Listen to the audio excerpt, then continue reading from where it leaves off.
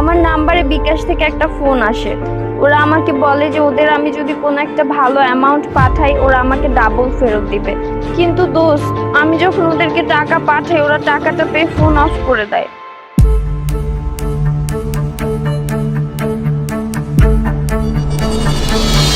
কিরে দোস্ত, এত তাড়াহুড়া করে ডাকলি, কিছু হয়েছে? কোনো সমস্যা? দোস্ত, কিভাবে যে বলবো বুঝতেছি না। আরে এত সংকোচ বোধ করতেছিস কেন? আমি না তোর বন্ধু লাগি? কি হয়েছে বল। দোস্ত, আমার না 20,000 টাকা লাগবে। তুই কি আমাকে দিতে পারবি? আমি কয়েকদিন পরেই দিয়ে দিব। এইটা বলতে তুই এত লজ্জা পাচ্ছিলি? আমি না তোর সেই ছোটবেলার বন্ধু? তোর দরকারে যদি আমি তোকে হেল্প না করতে পারি তাহলে আমি তোর কেমন বন্ধু হইলাম? থ্যাংক ইউ সো মাচ দোস্ত। তাহলে দে। আচ্ছা ঠিক আছে, তোকে না হয় আমি টাকাটা দিয়ে দিলাম, কিন্তু এত টাকা দিয়ে তুই কি করবি? আর কিসের কারণে টাকাটা নিচ্ছিস যেটা আমি জানি না? দোস্ত, আমার শরীরটা ভালো না, ওনাকে একটা ভালো ডক্টর দেখাইতে হবে আর কিছু টেস্টও করতে হবে। আন্টি অসুস্থ? আর এটা তুই এতদিন আমার একবারও বলস নাই? আসলে দোস্ত, আমি তোকে বিরক্ত করতে চাইনি, আর এখন আমি একদম পুরো খালি হয়ে গেছি, আর অফিস থেকে স্যালারিটাও পাই নাই। আচ্ছা ঠিক আছে, তুই কোনো চিন্তা করিস না, আমি তোকে টাকাটা দিচ্ছি। আর তোর কাছে যখন টাকা হয় তখন তুই আবার আমাকে দিয়ে দিস। ধন্যবাদ দোস্ত, তাহলে দে। কিন্তু দোস্ত, আমার কাছে তো ক্যাশ নাই। তাইলে এক কাজ করি, আমার বিকাশে টাকা আছে। তোর বিকাশ নাম্বার আছে না? হ্যাঁ, আমার নাম্বারে বিকাশ ওপেন আছে। আচ্ছা গ্রেট, তাইলে আমি তোর বিকাশে টাকাটা পাঠিয়ে দিচ্ছি, তুই গিয়ে টাকাটা তুলে নিস। হ্যাঁ দোস্ত, বিকাশ হলে তো আরো ভালো হয়, এতগুলা টাকা ক্যাশ রাখাও ঝামেলা। আচ্ছা ওয়েট, চেক কর, চলে গেছে।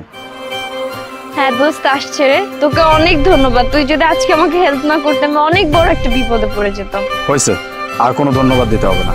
তুই এখন বাসায় যা আর আন্টিকে ডক্টর দেখা, তারপরে কি হয় না হয় আমাকে জানাস। আর হ্যাঁ, যদি আরো টাকা লাগে আমাকে বলিস, আমি দেখবো না। ঠিক আছে দোস্ত, তুই থাক তাহলে, আমি যাই।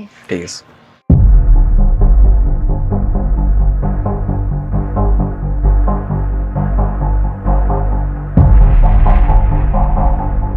হ্যালো, হ্যাঁ ভাইয়া, আমি কি টাকাটা পাঠিয়ে দিব? আমি টাকাটা ব্যবস্থা করেছি। জি জি, অবশ্যই পাঠান। আপনি একটা কাজ করুন, টাকাটা এক্ষুনি পাঠিয়ে দেন, কারণ আমাদের অফার কিন্তু কিছুক্ষণের মধ্যেই শেষ হয়ে যাবে।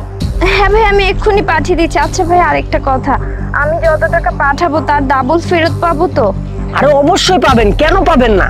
আপনি একটা কাজ করুন, টাকাটা চটজলদি পাঠিয়ে দেন। আপনি টাকাটা যত তাড়াতাড়ি পাঠাবেন বোনাস সহ তত তাড়াতাড়ি রিটার্ন পাবেন। দেরি না করে এক্ষুনি পাঠান। ঠিক আছে ভাই, আমি টাকাটা পাঠিয়ে আপনাকে কল দিচ্ছি। আচ্ছা ঠিক আছে।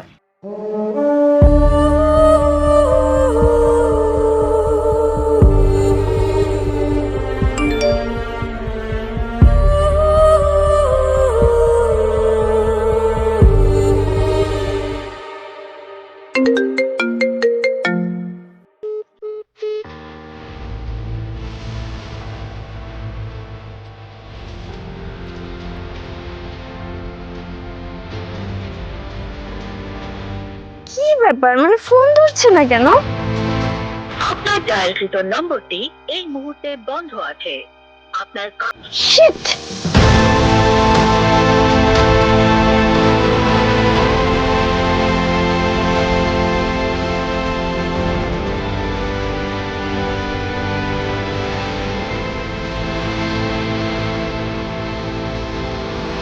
আলে,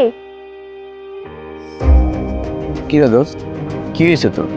তোকে কল করলে কল রিসিভ করতেছিস না, টেক্সট করতেছিস সেটা সিন করতেছিস না, সমস্যা কি?